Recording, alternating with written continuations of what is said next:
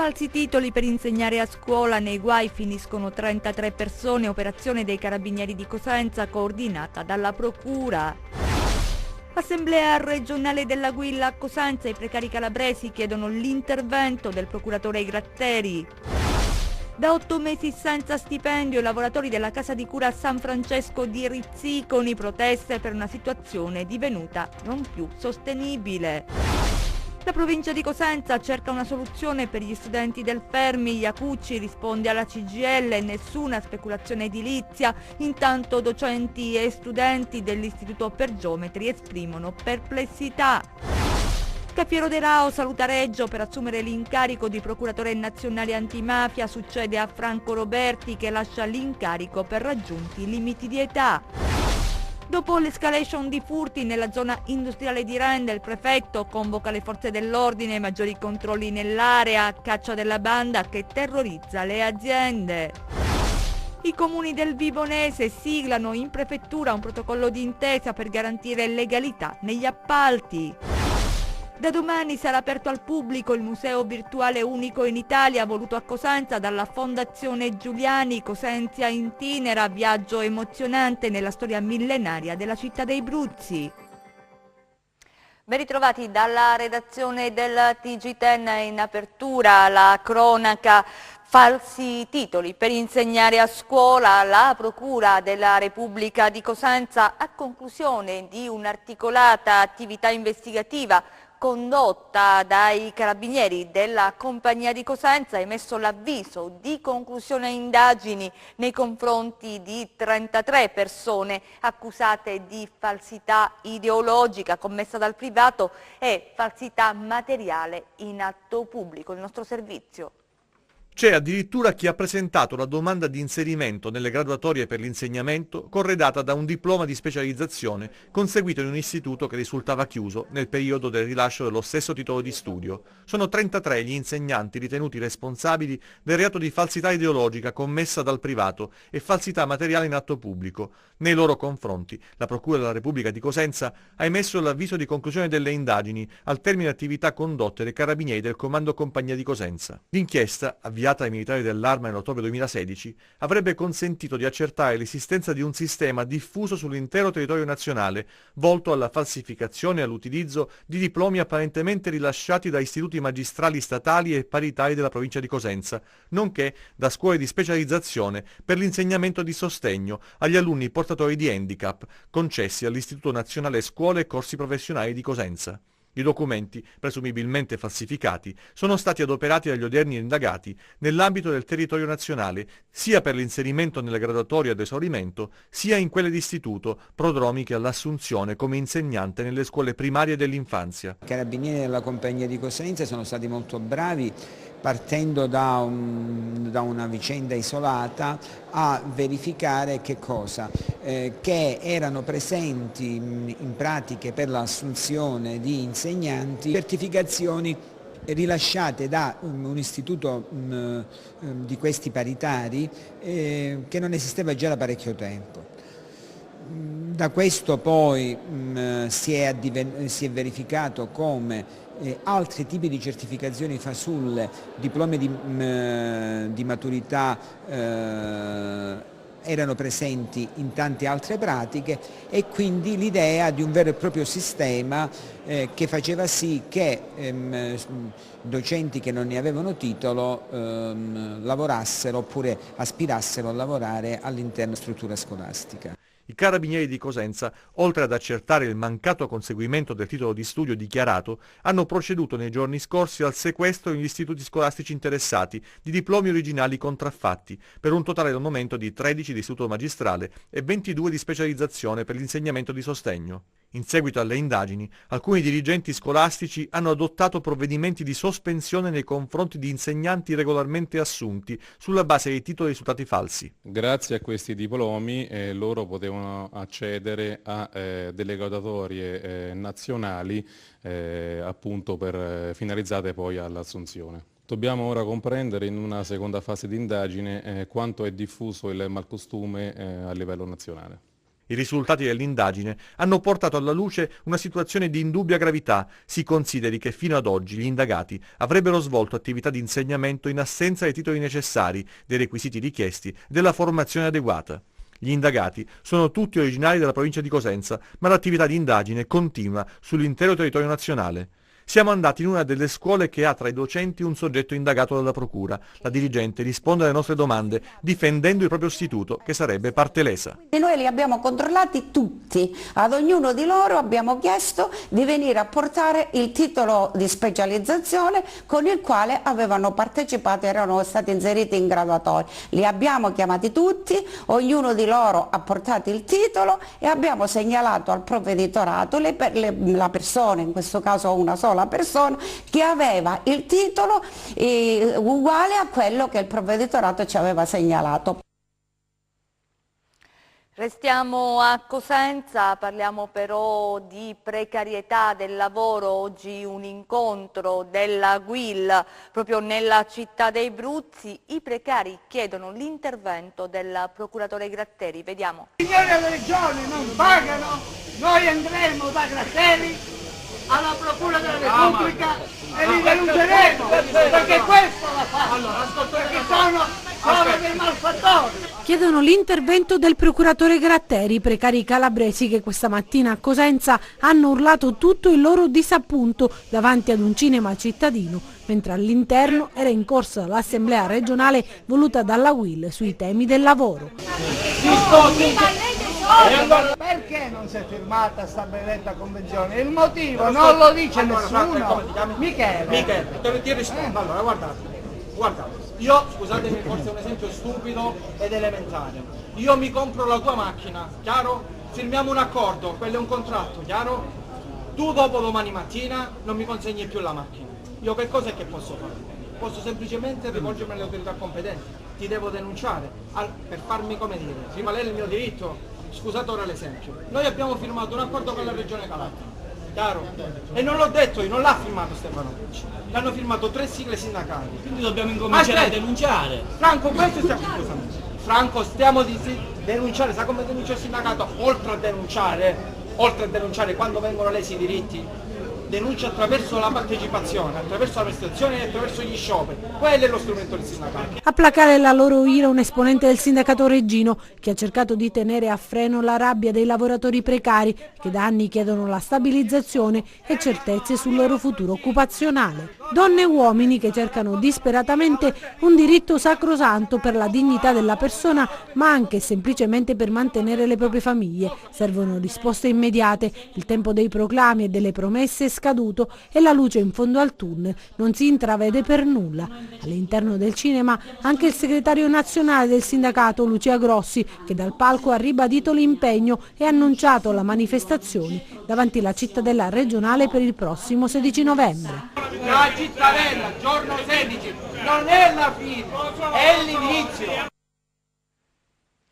A Rizziconi adesso, dove i lavoratori della casa di cura San Francesco sono da 8 mesi senza stipendio, una situazione, dicono, non più sostenibile. Vediamo.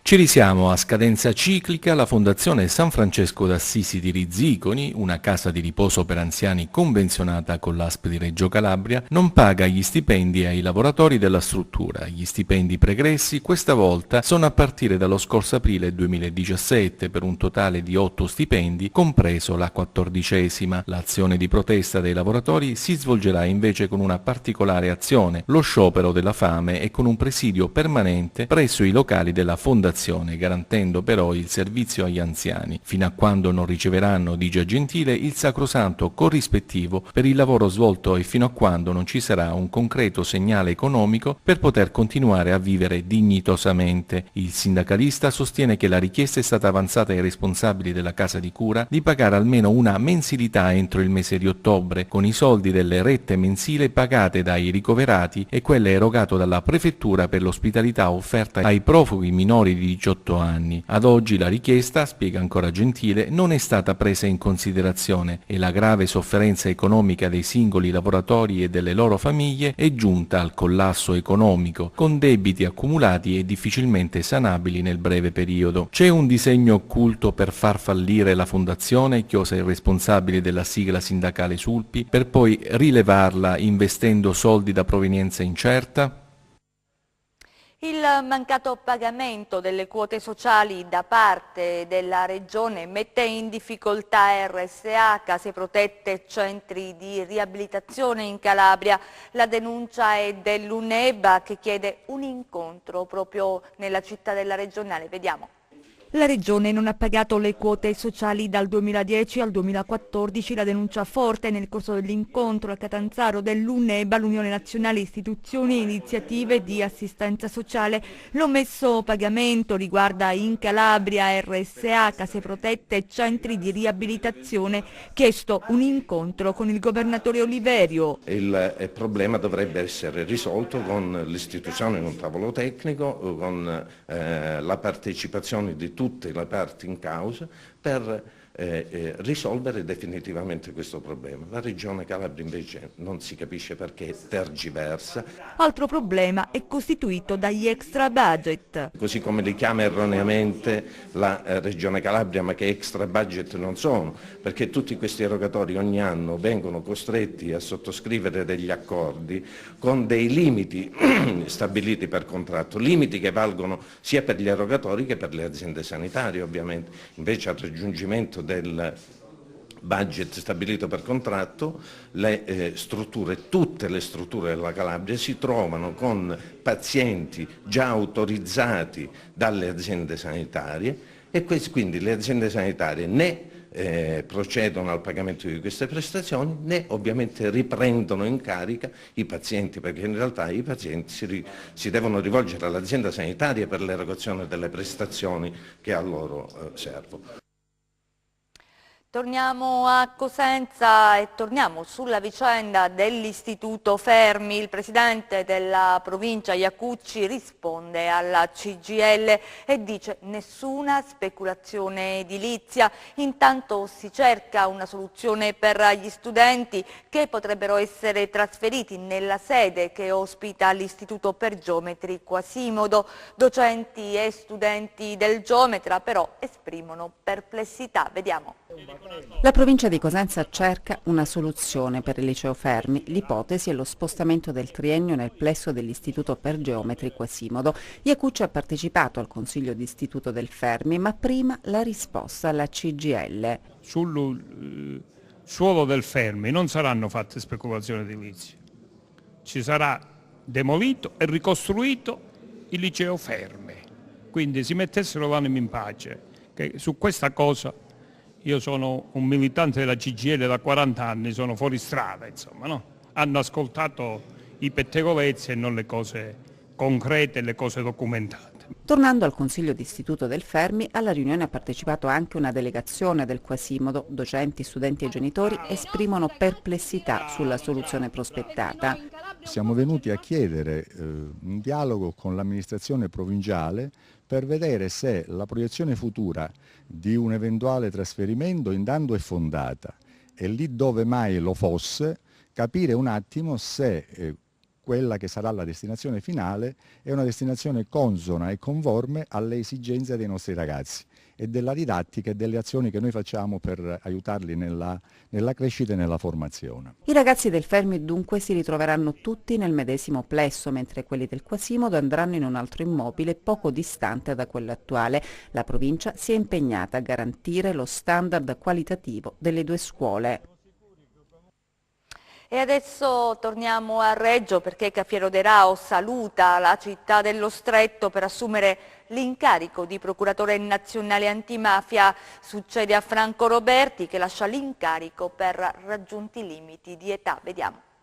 Era ormai scontato che sarebbe stato Federico Cafiero De Rao il nuovo procuratore nazionale antimafia. Il CSM nella tarda mattinata di oggi, la notizia circolata con insistenza ad ora di pranzo, ha di fatto ratificato la nomina. Con il ritiro della candidatura del procuratore generale di Palermo, Roberto Scarpinato, sebbene a De Rao fossero andati in una precedente votazione il maggior numero di voti, l'attuale capo della Procura di Reggio Calabria è rimasto l'unico candidato. La notizia della sua nomina è arrivata mentre l'alto magistrato era impegnato a Reggio Calabria a coordinare il lavoro del suo ufficio e di ieri l'ennesima operazione contro le cosche che ha portato a 39 arresti e a 11 obblighi di dimora. Non si conoscono le reazioni del procuratore, la cortesia e il garbo dell'uomo si sono sempre accompagnati ad una nobile riservatezza, ma è chiaro che la soddisfazione c'è ed è tanta. De Rao era stato impredicato di diventare capo della Procura di Napoli solo pochi mesi fa e lui certamente sarebbe tornato volentieri nella città campana. Poi tutto saltò ed anche in quel caso da parte del magistrato nessuna analisi e dichiarazione. Oggi il CSM lo gratifica con un incarico di eccellenza. Federico Cafiero De Rao è nato nel 1952 a Napoli, nel capoluogo campano è stato pubblico ministero, in magistratura dal 78, ha lavorato anche a Milano. L'esperienza reggina è cominciata nel 2013. Ora il trasferimento a Roma che avverrà in un tempo di durata medio-breve. Il dottor De Rao sostituisce Franco Roberti che va in pensione. Il parlamentare cosentino Roberto Chiuto è stato nominato vicepresidente del gruppo di Forza Italia alla Camera dei Deputati. La decisione è ratificata all'unanimità, si legge una nota del presidente del gruppo di Forza Italia Renato Brunetta e lo stesso Brunetta in un tweet a spiegare che il ruolo di Roberto Chiuto all'interno del gruppo è andato crescendo nel corso degli ultimi mesi. La nomina dunque è un riconoscimento per il suo prezioso e straordinario lavoro. Dopo l'escalation di furti nella zona industriale di Rende, il prefetto di Cosenza ha convocato le forze dell'ordine. Vediamo. La situazione dei furti nell'area industriale di Rende è al centro della discussione del Comitato Provinciale per la Sicurezza che si è riunito questa mattina in prefettura a Cosenza. Ieri l'incontro in comune a Rende, durante il quale si è discusso dei numerosi furti a danno delle aziende della zona industriale di Contrada Lecco e Coda di Volpe a Rende, che sta destando preoccupazione e allarmismo fra gli imprenditori che quotidianamente operano sul territorio. Alla riunione, oltre al prefetto Gianfranco Tomao, i rappresentanti delle forze dell'ordine e il presidente del comitato del parco industriale rendese. Il sindaco di Rende, dopo l'incontro odierno in prefettura, domani pomeriggio terrà un secondo incontro per discutere degli aspetti prettamente tecnici relativi alle possibili soluzioni tecnologiche adottabili per il controllo del territorio. I comuni del Vibonese siglano in prefettura un protocollo di intesa per garantire legalità negli appalti. Vediamo. In prefettura la stipula del protocollo di legalità per la prevenzione dei tentativi di infiltrazione della criminalità organizzata nel settore degli appalti pubblici e delle concessioni di lavori pubblici, per la prevenzione dei fenomeni di corruzione e per l'attuazione della trasparenza amministrativa. Il protocollo, voluto dal prefetto Guido Longo e condiviso con il Ministero dell'Interno, in un territorio come quello della provincia di Vibo Valentia considerato particolarmente a rischio di infiltrazioni mafiose, mira a rafforzare le cautele di prevenzione contro i fenomeni più distorsivi nell'ambito degli apparati degli enti locali, prevedendo una serie di strumenti e di misure che innalzano il livello dei controlli sui fornitori, punto debole del sistema che riguarda realtà imprenditoriali ed economici riconducibili alle consorterie criminali. Si inizia un percorso nuovo in questa provincia, sono molto contento che una grossissima, quasi tutti i comuni abbiano aderito, nella parte dei comuni aderito, quindi quasi tutti i comuni sono d'accordo su questo percorso di legalità. Non è piacevole fare proposte di scioglimento comuni, assolutamente, non piace a nessuno. Tutti dovrebbero stare nella legalità e sarebbe un successo per tutti, in primo per l'UTG di Vibo Valentia. Questo protocollo è un passo avanti. Questo protocollo è un percorso che si inizia. Speriamo che dia i suoi frutti, perché a questo si mira. L'arte non vera non può essere arte, questo è il tema del convegno promosso dal Nucleo Tutela Patrimonio Culturale dei Carabinieri. Noi c'eravamo, vediamo.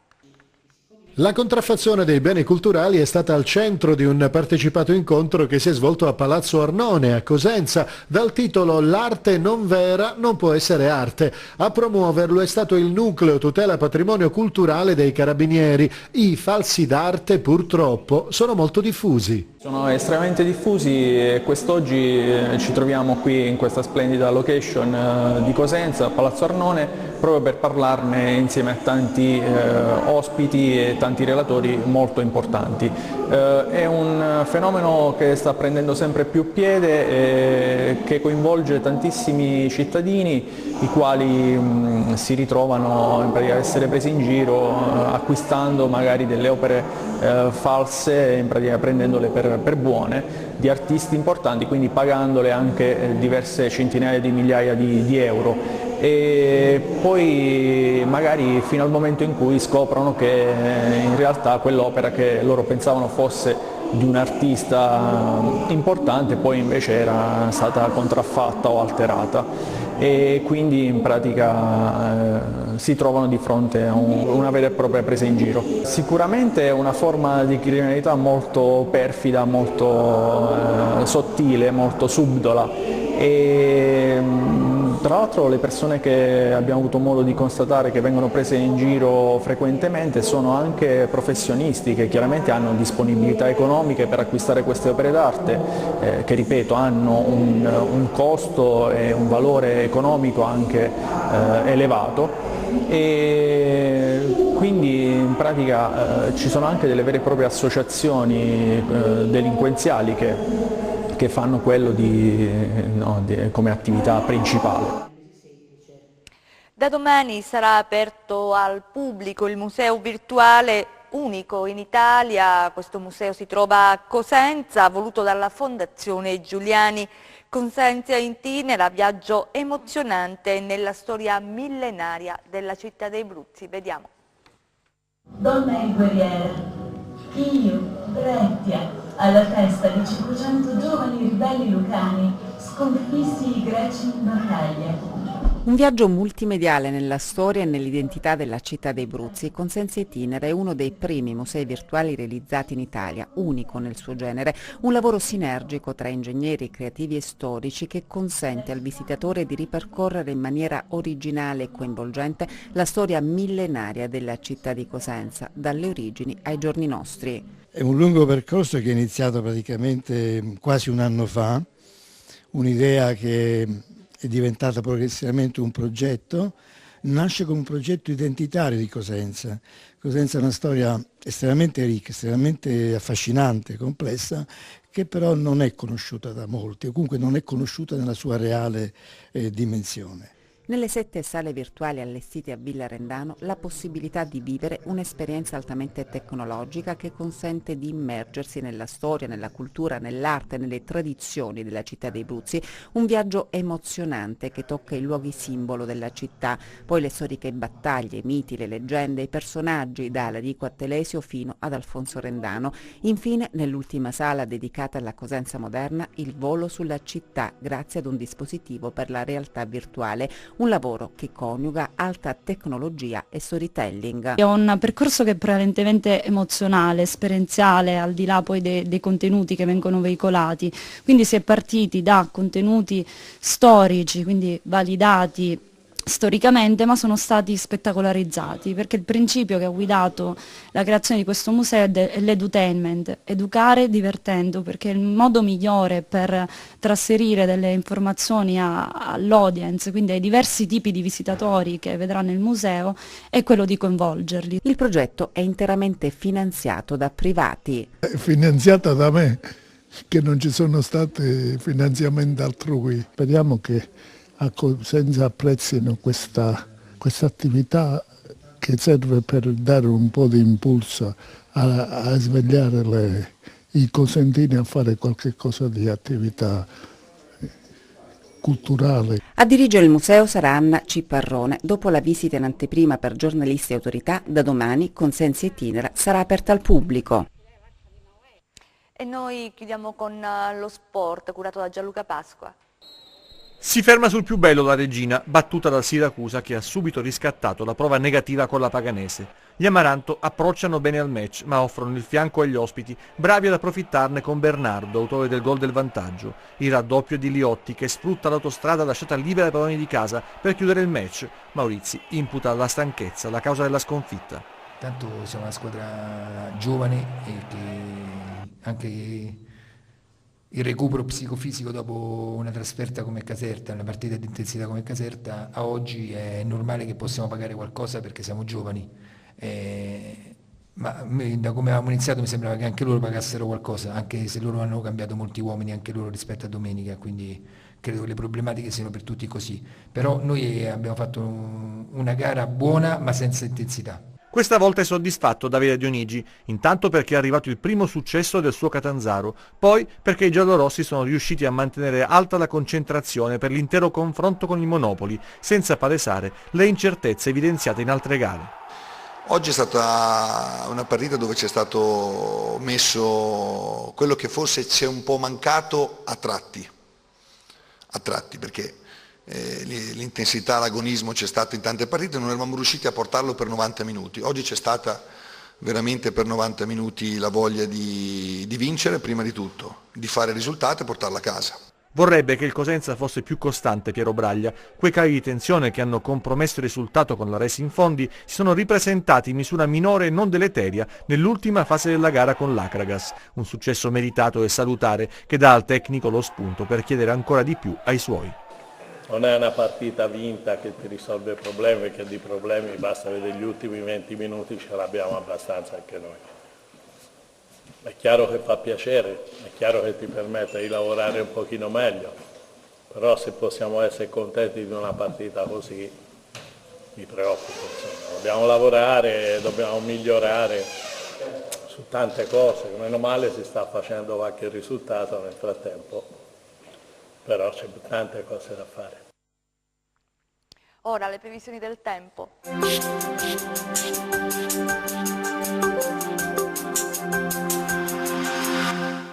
Ben ritrovati allo spazio delle previsioni del tempo a cura di meteoincalabria.it. Nelle prossime ore la depressione che ha causato il deciso peggioramento delle condizioni meteorologiche inizierà a traslare verso est e nella giornata di mercoledì, seppur perdendo lentamente energia, continuerà a favorire una moderata instabilità che interesserà maggiormente i versanti tirrenici della nostra regione, provocando un ulteriore calo delle temperature e possibili deboli nevicate sul Pollino e Altipiano Silano, a quote superiori dei 1600-1700 metri. Un nuovo e marcato peggioramento sulla nostra regione è atteso nella giornata di venerdì. Passiamo alle previsioni in dettaglio per la Calabria. Giovedì, cieli parzialmente nuvolosi sui versanti tirrenici interni, dove insisterà una residua instabilità, tuttavia in esaurimento nel corso della giornata. Poco o parzialmente nuvolosi altrove. Temperature in rialzo di alcuni gradi. E adesso analizziamo lo stato di mari e venti. Giovedì molto mosso il Mar Tirreno con moto ondoso in attenuazione e venti che ispireranno deboli dai settori occidentali, poco mosso il Mar Ionio con venti deboli dai quadranti occidentali. Ed infine, prima di salutarci, vi ricordo che oltre al nostro sito web www.meteoincalabria.it potrete seguirci sulla nostra pagina Facebook Meteo in Calabria. Per la puntata odierna è tutto, grazie, arrivederci al prossimo appuntamento. Ci fermiamo qui, grazie per essere stati con noi, grazie a regia Michele Cava, in messa in onda Giuseppe Costanzo, noi vi auguriamo un buon proseguimento.